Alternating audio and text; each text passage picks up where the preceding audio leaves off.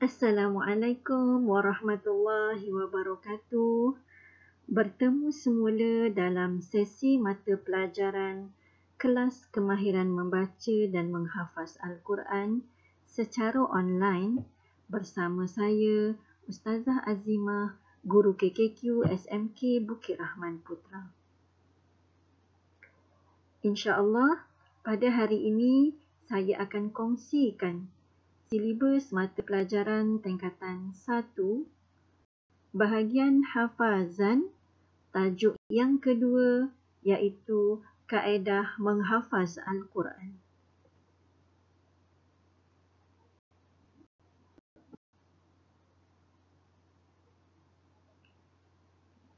Okey, baik.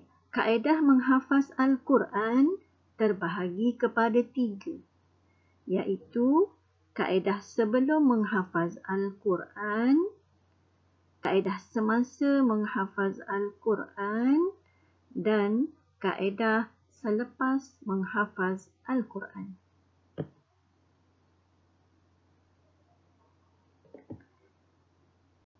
Mari kita lihat satu persatu kaedah sebelum menghafaz Al-Quran. Okey, ada 6 kaedah yang saya telah senaraikan di sini, iaitu kaedah yang pertama ialah niat menghafaz untuk mencari keredaan Allah. Yang kedua, memiliki Al-Quran Rosam Osmani dan berkekalan menggunakannya. Yang ketiga, sentiasa menunaikan solat fardu di awal waktu. Dalam masa yang sama, sentiasa mengamalkan solat sunat tahajud. Yang kelima, yakin Allah memberi rahmat kepada orang yang menghafaz Al-Quran. Dan yang keenam, memilih tempat yang sesuai untuk menghafaz Al-Quran. Kita cari tempat yang sunyi, kita cari tempat yang tenang untuk mudah kita menghafaz Al-Quran. Dan dalam keadaan tubuh badan kita segar, tidak mengantuk, tidak letih, tidak rungsing dan sebagainya yang boleh mengganggu penumpuan kita ketika kita hendak menghafaz Al-Quran. Seterusnya ialah kaedah semasa menghafaz Al-Quran. Kaedah yang pertama ialah kita tahu surah-surah yang kita hendak hafaz. Yang kedua, mengulangi bacaan sekurang-kurangnya 10 kali. Yang ketiga ialah bertalaki dan bermusyafahah. Apa itu talaki? Apa itu musyafahah? Talaki musyafahah ini ialah kita belajar secara bersemuka dengan guru, secara berhadapan dengan guru. Guru melihat kita membaca, guru mendengar kita membaca. Guru dapat lihat sekiranya kita membuat sekiranya terdapat sebarang kesalahan dalam bacaan. Ya. Kemudian menggunakan penunjuk untuk menunjuk setiap huruf dan kalimah yang dibaca.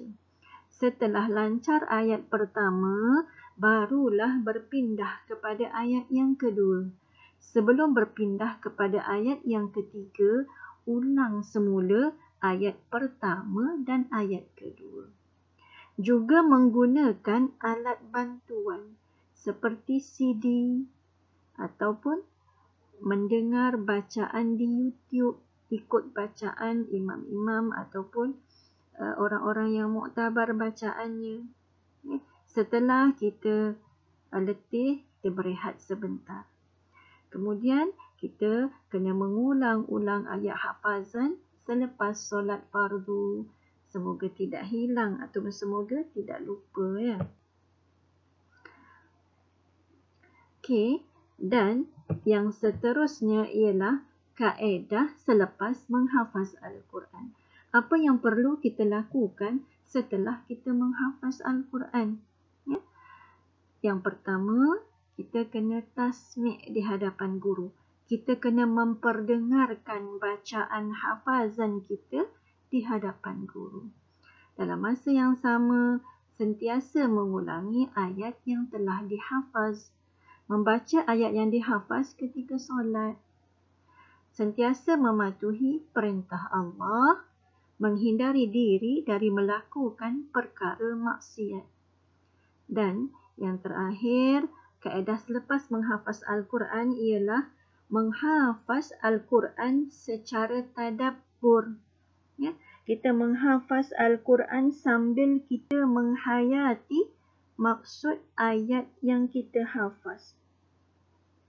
Ya, kita tahu apakah hukum yang terdapat di dalam ayat yang kita hafaz.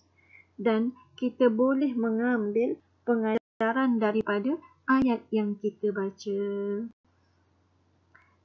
Itu sahaja perkongsian saya pada kali ini. Moga-moga sedikit yang saya sampaikan ini memberi manfaat dalam kehidupan kita.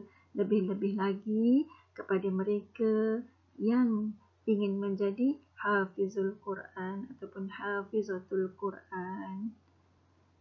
InsyaAllah jumpa lagi di lain kesempatan. Wa ila liqa. Sekian, terima kasih. Wabillahi taufiq wal hidayah.